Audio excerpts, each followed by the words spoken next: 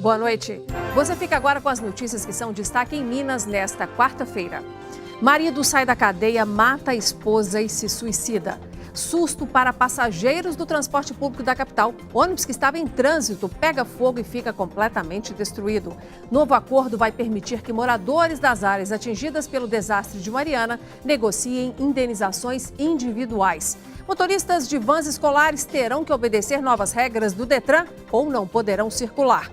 Eleições 2018. Será que Minas terá segundo turno? Esse é um dos assuntos do nosso comentarista de política, Orion Teixeira. Mais informações sobre essas e outras notícias a partir de agora.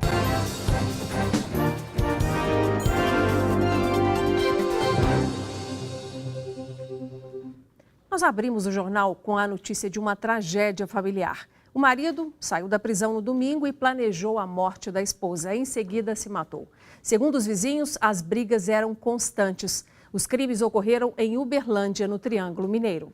Dona Delci Pardinho Silva tinha 62 anos. Era uma mulher alegre, uma pessoa querida na zona oeste de Uberlândia. Nos últimos anos, a vida do casal era conturbada. De acordo com os vizinhos, o marido, Eliseu Barbosa da Silva, de 62 anos, era muito violento. Ele já tinha agredido ela também, já diversas vezes. Eu acho que já tem umas 4, 5 passagens assim, de recente. Isso aí já estava avisado que ele ia acontecer isso, mas cedo ou mais tarde ia acontecer. Ela fugiu dali uma vez e ele ficou ameaçando, falando que ia matar os filhos dela e o neto. Aí ela voltou com medo.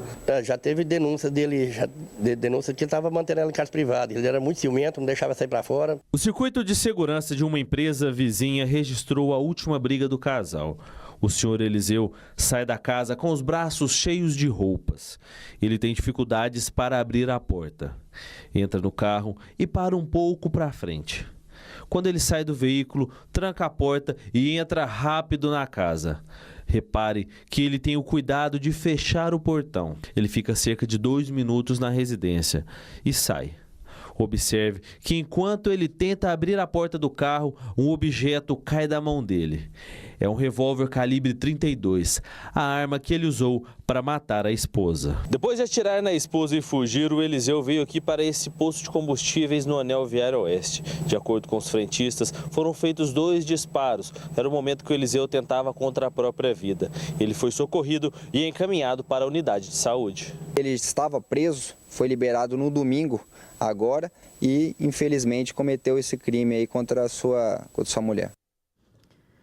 Ontem nós apresentamos aqui no jornal uma reportagem sobre as constantes panes que estão acontecendo nos ônibus aqui da capital. Passageiros reclamam e falam dos prejuízos de tempo e até de dinheiro quando estão atrasados e precisam pegar um táxi para chegar ao compromisso. Pois hoje, outro coletivo teve problemas em BH e causou um grande susto nos passageiros. Veja este e outros assuntos que também são destaque nesta quarta-feira. O ônibus da linha 4150, que seguia para o Belvedere, pegou fogo quando estava perto da Praça APA, no bairro Jardim América, região oeste de Belo Horizonte. De acordo com o Corpo de Bombeiros, uma pane no motor teria sido a causa do incêndio. O motorista disse que as chamas começaram na parte elétrica. Todos os 20 passageiros e o motorista saíram a tempo. Ninguém ficou ferido. A loja de calçados que pegou fogo ontem à tarde na rua Tupinambás, bem no centro da capital, foi interditada hoje pela Defesa Civil. A laje do 2º piso pode desabar.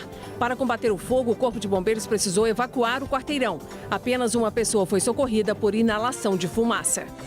O ônibus foi apedrejado por homem que dependurou na janela para pegar carona, mas foi impedido pelo motorista na região centro-sul de BH. O suspeito entrou no veículo e brigou com o motorista, sendo expulso e passando a arremessar pedras que atingiram outro ônibus. O homem escapou. Um homem foi preso por contrabando de cigarros na BR-146 em Poços de Caldas, no sul de Minas. No furgão estavam mais de 6.000 pacotes comprados no Paraguai.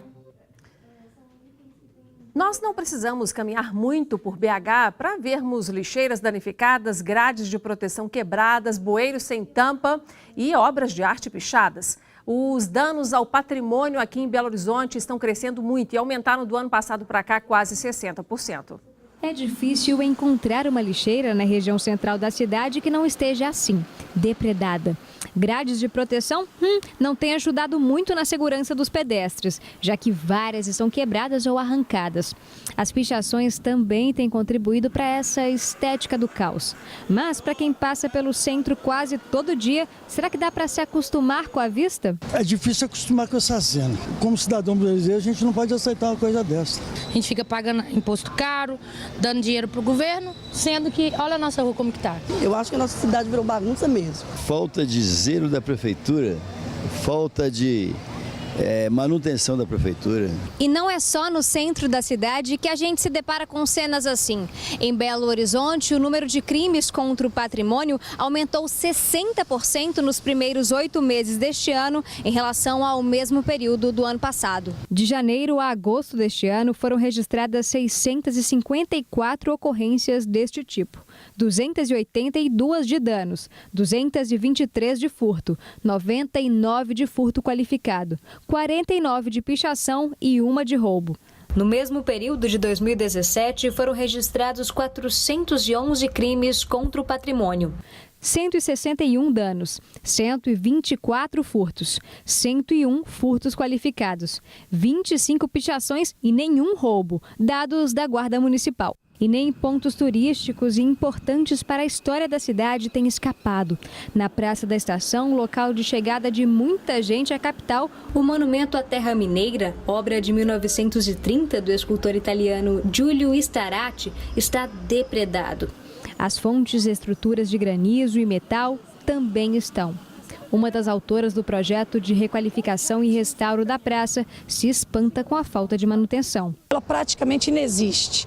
E aí essa falta de manutenção, ela sinaliza para a população que aquele lugar não tem dono, que ele pode ser desrespeitado. E aí vira tipo a casa da mãe Joana. Qualquer um pode estragar, não é de ninguém e por aí a coisa deteriora. Com os mais diversos crimes contra o patrimônio, que vão desde o furto de fiações a pichações em estátuas, a Polícia Civil também tem contado com a ajuda do Olho Vivo para tentar identificar criminosos. Pelo Olho Vivo nós temos esclarecido muitos crimes, não só pelo Olho Vivo, mas também pelos sistemas de segurança particulares, de lojas, residências, estabelecimentos de um modo geral. Imagens do interior dos estabelecimentos, mas também da parte exterior, das suas vias de acesso e mediações, né, que consiga pegar, por exemplo, um carro que está passando na rua envolvido, né, para que a gente consiga buscar essa placa, que vai estar corroborando as imagens do Olho Vivo, junto com os outros elementos de informação que a gente busca, né?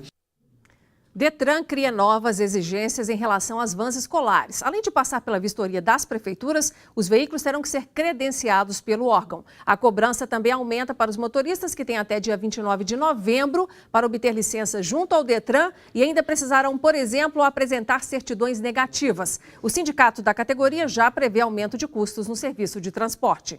As regras estabelecidas pelo Detran começam a valer no início do próximo ano letivo. O objetivo é garantir para os estudantes melhores condições de segurança e conforto no trânsito. O condutor ele tem que ter no mínimo 21 anos de idade, ele tem que ter sido aprovado em um curso especializado destinado à condução de escolares. Ele vai ter que comprovar que não possui faltas gravíssimas ou graves e nem que tenha a reincidência em faltas da mesma natureza. Ele terá que apontar, através de certidões que não possui nenhum tipo de condenação por crimes como roubo, homicídio, estupro de vulnerável, corrupção de menores. Os condutores e acompanhantes têm até o dia 29 de novembro para solicitar o cadastro no Detran. Para a realização do serviço, o Detran também exige que o transporte escolar seja submetido a inspeções semestrais em empresas associadas ao Denatran e também ao Inmetro. Mas tem uma situação que pode atrapalhar todo o processo. No estado, apenas 33 unidades estão licenciadas para fazer avaliações dos veículos. O Sindicato dos Transportadores de Escolares da região metropolitana de Minas Gerais classifica essas medidas do Detran como desnecessárias. Além da vistoria municipal, além de ter que ir a Begatrans, as outras entidades terão que fazer a vistoria complementar no estado. Então, ao invés de 2 vistorias semestrais, como está previsto na lei federal, né, nós teremos 4 vistorias nesses veículos. As mudanças podem impactar no bolso dos consumidores. Um transporte escolar mais caro, por exemplo. E esse custo tem que ser repassado para o consumidor, porque o transportador não consegue mais suportar. Já são vários aumentos de combustíveis, né? E aí a gente sabe que vai repassar para os pais. E os pais, quando arcam com as despesas e não dão conta, optam pelo transporte clandestino. Esse é o medo, e para esse transporte não tem fiscalização alguma. A condução do veículo sem o porte de autorização caracteriza infração grave, sujeita a penalidade de multa e retenção do carro. O que o Detran está propondo é uma burocracia. É, na verdade, regulamentar aquilo que já está regulamentado. É trazer para dentro do Estado o que já está ocorrendo nos municípios. Então, a gente vai dialogar com o governo do Estado, se não for possível, até recorrer ao Poder Judiciário. Nós estamos abertos a receber qualquer um que tenha interesse em discutir e sugerir algum tipo de medida que seja realmente moralizadora do transporte escolar, assim como o Detran entende que isso foi. E agora um lembrete aos pais que ainda não levaram os filhos para serem vacinados contra a meningite. São necessárias 2 doses para garantir proteção. Os estoques da vacina foram renovados hoje na capital. O Gustavo veio tomar o reforço da vacina contra a meningite C. Ele faz parte de um dos públicos recomendados à vacinação pelo Ministério da Saúde, adolescentes de 11 a 14 anos. Eu tomei a vacina de meningite e foi tranquilo. E ao contrário do que aconteceu em alguns centros de saúde no início do segundo semestre deste ano, também foi tranquilo encontrar a vacina. Em Belo Horizonte, o estoque da vacina está em 70% de sua capacidade total. É que nos últimos 2 meses aconteceram atrasos nos repasses feitos pelo Ministério da Saúde. Isso já está normalizado, segundo o Ministério da Saúde, então nós passamos a receber normalmente as doses necessárias. Em todo o estado, a situação é parecida. O estoque de 70% deve crescer nos próximos dias, segundo a Secretaria Estadual de Saúde. E com a normalização do recebimento de 10 mil doses mensais para os centros de saúde da capital, a Secretaria Municipal de Saúde alerta a importância da vacinação. Além dos adolescentes, crianças de até 5 anos precisam tomar a primeira e a segunda dose. Meningite C é uma meningite grave que pode deixar sequelas e levar a óbito. A partir do momento em que você está vacinado, não tem risco de você adquirir e transmitir a doença. Então a gente lembra aos pais que não deixem de vacinar seus filhos. E você vai ver a seguir que ações especiais de segurança serão adotadas aqui em Belo Horizonte para garantir a tranquilidade nas eleições.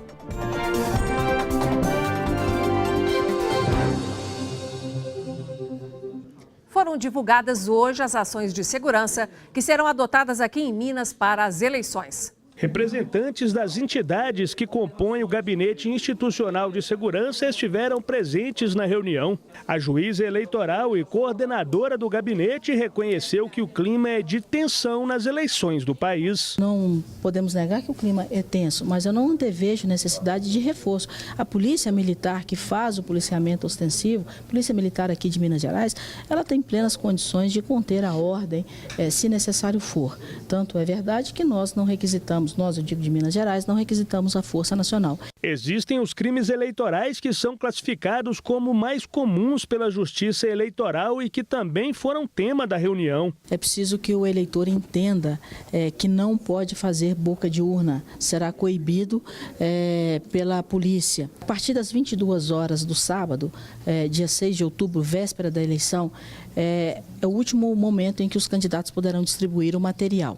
A partir deste momento será considerado boca de urna, seja nas imediações das sessões eleitorais, seja pela cidade. Em relação ao uso de camisetas dos candidatos e o início do horário da lei seca no dia do pleito, o gabinete ainda discute, mas a decisão deve sair nas próximas horas. As polícias militar e civil explicaram como irá funcionar o trabalho, inclusive em relação à prisão em caráter especial, que começou a valer nesta última terça-feira e que proíbe a prisão de eleitores, exceto em alguns casos. De Montovânia até Carneirinho, nós teremos a cobertura de todas as zonas eleitorais. Muita gente confunde acreditando que nesse período não se pode efetuar prisões. A prisão em flagrante acontecerá independente do crime envolvido. O trabalho de polícia judiciária eleitoral é da Polícia Federal. Então, nos locais, por exemplo, Belo Horizonte tem sede da Polícia Federal. Então, a Polícia Militar, trazendo algum conduzido, ela vai trazer para a Polícia Federal. Já na região metropolitana, Betim, Contagem, a Polícia Militar ela pode optar para levar o conduzido à delegacia regional da região metropolitana ou trazer para Belo Horizonte, a capital. E no interior da mesma forma, ou a Polícia Federal ou a Polícia Civil de forma supletiva. Para quem gosta de espalhar os famosos santinhos pela cidade, fica a dica. Vamos fazer uma eleição limpa. Não prejudique o seu candidato, não é? O cabo eleitoral é responsável. O meio ambiente agradece. E continuamos a falar de eleições. Nosso comentarista Orion Teixeira já está conosco para analisar os últimos movimentos dos candidatos e dos eleitores nesta reta final de campanha. Boa noite, Orion. Boa noite, Inácia. Boa noite a todos. Bom, então vamos com o nosso primeiro assunto, que é o seguinte. Nessa terça-feira foi divulgada mais uma pesquisa Ibope para o governo de Minas. A margem de erro é de 2 pontos percentuais para cima ou para baixo. O nível de confiança é de 95%. Vamos conferir os números comparando com os resultados da última pesquisa do Ibope, anunciada dia 27 de setembro. Antônio Anastasia, do PSDB, foi de 35 para 33 pontos percentuais. Fernando Pimentel, do PT, de 21 para 22. Romeu Zema, do Partido Novo, de 8 para 10% das intenções de voto. Adalclever Lopes, do MDB, de 3 para 4%. João Batista Marisguia, da Rede, continuou com 2%. Alexandre Flack, do PCO, saiu de 0 para 1%. Já Claudinei Dulim, do Avante, Dirlene Marques, do PSOL e Jordano Metalúrgico, do PSTU, continuaram nas duas pesquisas com 1% das intenções de voto. Já brancos e nulos registraram de 17% para 16% das intenções e aqueles eleitores que não sabem em quem votar mudaram de 10% para 9%.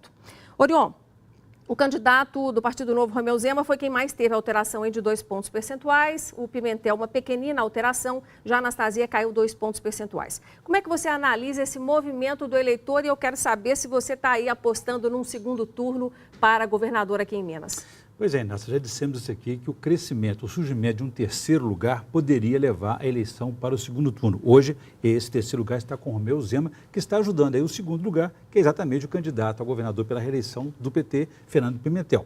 Tudo indica, por esses números que você apresentou, que teremos um segundo turno. Por quê? O placar dos candidatos, dos demais candidatos aí, está maior do que o obtido pelo primeiro lugar, que é Antônio Anastasia, que tem 33 pontos, os demais somam 40 pontos. Mas esse placar está dentro da margem de erro, pode dar ou não dar. Então os candidatos de hoje até domingo vão fazer aquele esforço final para conseguir alcançar os seus objetivos eleitorais. Um pontinho a mais ou dois aí. E o argumento que eles estão usando é o do voto útil. Voto para poder tirar os petistas do governo, o outro para evitar a volta dos tucanos. Quer dizer, para ganhar no primeiro turno, o candidato tem que ter 50% dos votos válidos mais um. E essa condição não foi apresentada até o momento das pesquisas pela Anastasia. A Anastasia está abaixo da soma dos restantes, do somatório das intenções restantes. Vamos acompanhar, está chegando o dia, né, Orion? E ontem foi realizado o último debate do primeiro turno entre os candidatos ao governo de Minas na TV Globo. Mais uma vez, os nomes que lideram as pesquisas de intenção de votos foram os principais alvos de ataques: Antônio Anastasia, do PSDB, e Fernando Pimentel, do PT. Mas o terceiro colocado, que participou pela primeira vez de um debate em TV, o Romeu Zema, do Partido Novo, também foi muito criticado. Orion, o que mais chamou sua atenção nesse debate? Inácio, depois de duelarem, como foi aqui no primeiro debate na Band, os principais candidatos aí competitivos, Pimentel e Anastasia, nesse debate eles se evitaram e evitaram também os temas espinhosos. Não se enfrentaram diretamente, apenas por conversas paralelas.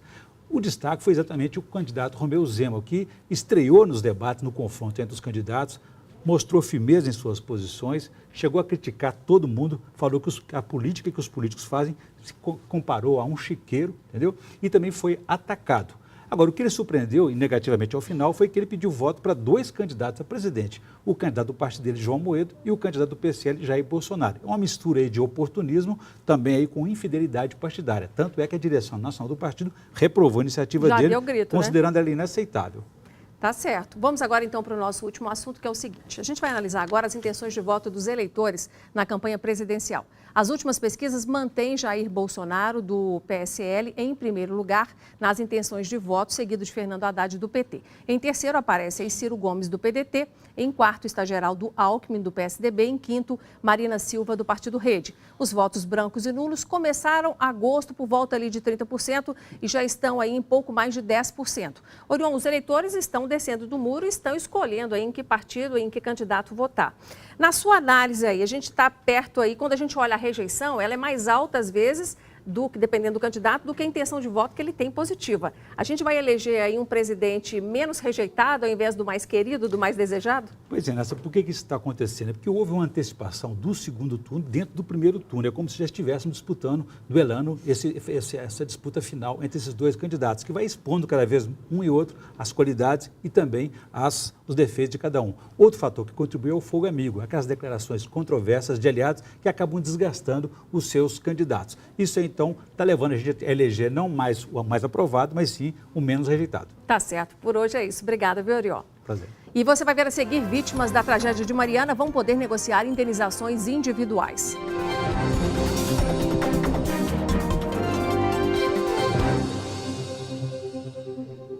Quase 3 anos depois do maior desastre socioambiental do país, ocorrido em Mariana, o Ministério Público do Estado fechou um acordo que vai permitir que os atingidos negociem indenizações individuais.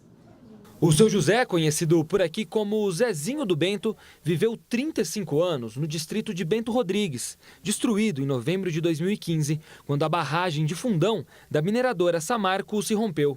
Quase 3 anos depois do desastre, ele ainda espera uma indenização. A gente perdeu loja que a gente tinha, a gente era comerciante, e a gente perdeu muitas ferramentas que eu tinha, que eu trabalho de pedreiro, eletricista, carpinteiro, fotos de meus netos, tudo pequenininho, aonde eu vou tirar? Então, muita coisa que a gente perdeu, a gente não vai conseguir nunca. Agora, um importante passo foi dado para que mais de 900 famílias recebam indenização. O Ministério Público de Minas Gerais fechou um acordo de pagamento final com a Samarco, Vale e BHP, responsáveis pela tragédia. Neste acordo, cada pessoa vai receber o equivalente à sua perda. O valor será baseado em um cadastro que está sendo preenchido pelas famílias afetadas. Nós estamos diante de um desastre muito diferente de qualquer coisa que aconteceu nesse país. Então não poderia ser simplesmente pegar uma folha de papel e preencher. Reparação integral é tudo, dano material, dano moral, lucro cessante, tudo tem que ser indenizado. Cada família vai informar o quanto teve de prejuízo e serão resguardadas pela inversão do ônus da prova, ou seja, caso as empresas não concordem com o valor, terão que comprovar os motivos pelos quais o pedido é indevido. Qualquer prazo fixado que eles não cumpram, relembrando que eles têm 3 meses para apresentar a proposta, 1 ano para negociar no máximo e 90 dias para pagar, gera-se uma multa. O valor dela, de acordo com o CPC, tem que ser arbitrado pelo juiz. As investigações sobre as causas da tragédia já foram concluídas, mas o caso continua parado na justiça. Nenhum dos envolvidos foi preso.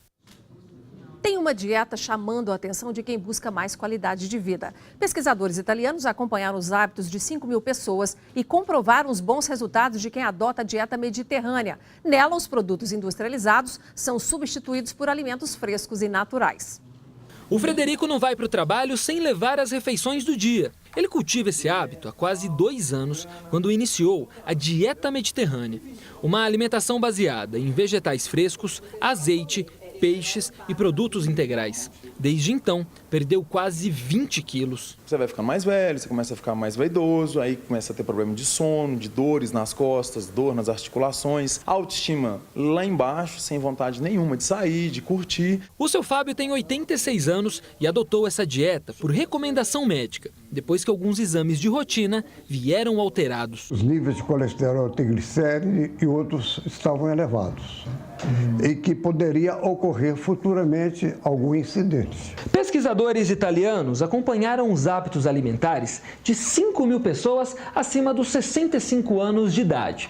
Entre aquelas que praticavam a dieta mediterrânea, a longevidade foi maior e os benefícios para a saúde foram significativos até para aqueles que não se cuidavam muito e mudaram a alimentação depois de chegar à terceira idade. Como a dieta mediterrânea é rica em ômega 3, gorduras saudáveis e passa bem longe dos produtos industrializados, ajuda na redução do colesterol ruim e previne doenças cardiovasculares. É importante também manter uma rotina de atividades físicas. Os maiores benefícios são essa questão anti-inflamatória que esses alimentos funcionais promovem no nosso corpo, fazendo com que a gente tenha menos formação de radical livre ou neutralizando os radicais livres que já estão em formação no nosso corpo. Com isso, ele combate doenças cardíacas e doenças degenerativas. O seu Fábio já sentiu essa melhora. Depois que mudou a alimentação, os exames já estão praticamente normalizados. Mudei a rotina e continuo até hoje e me sinto perfeitamente assim à vontade, integral e com mais saúde que eu tinha anteriormente. Você já anotou o nosso Band Zap no seu celular? Registre aí, é 31 99 772 7663. Ficamos por aqui, obrigada pela sua atenção. Amanhã estaremos de volta. Até lá.